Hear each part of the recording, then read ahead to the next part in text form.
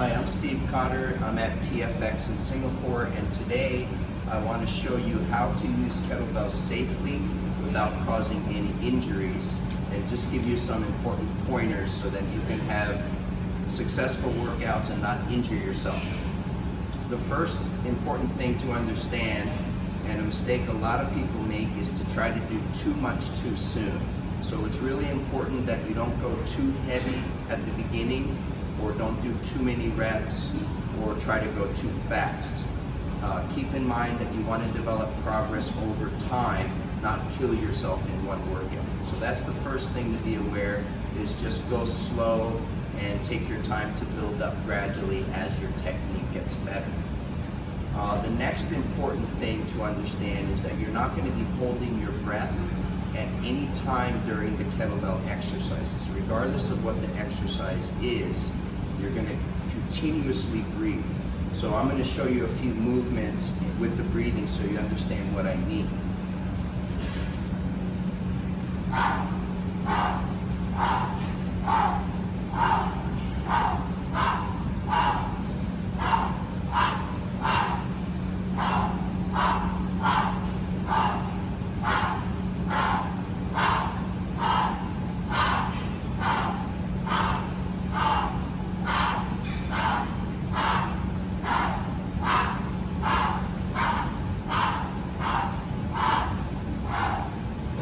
So you see how I'm continuously breathing, never holding the breath at any time.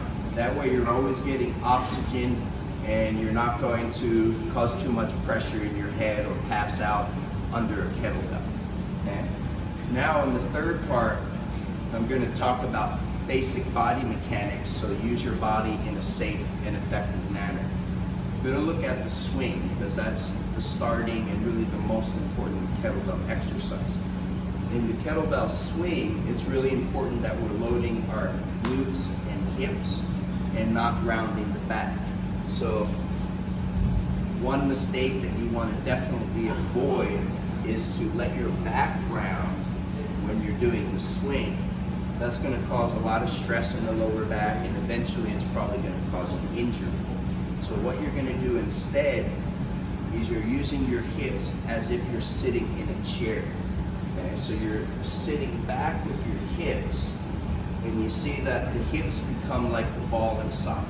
Okay? So the rotation is in the hips, and the back is long, not rounding the back. So it becomes a hip movement. And so now I'll show you the swing using the correct hip action.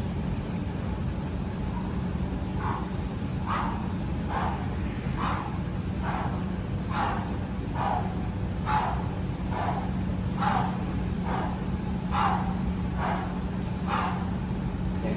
So you see that I'm using the hips, keeping the back flat instead of rounding the back. Okay. And I'm going to give you one more tip on the body mechanics, and this is when you're doing overhead movements, you want the kettlebell to stay vertically over your center of mass and base of support. So at no time do you want the kettlebell to be out here, because now the arm is disconnected from the body and the load is going to be outside of your base, which means you're really having to struggle to hold it with your arm. And as you start using a heavier kettlebell, that's going to cause problems in your shoulder. What you want to do instead is when you bring the kettlebell overhead, you want the kettlebell to stay over your base of support. And the way that you check that is you think of bringing the bicep next to the ear. So when you're bringing the movement overhead, you see that the kettlebell, if you trace a line, it's over the hips and over the feet.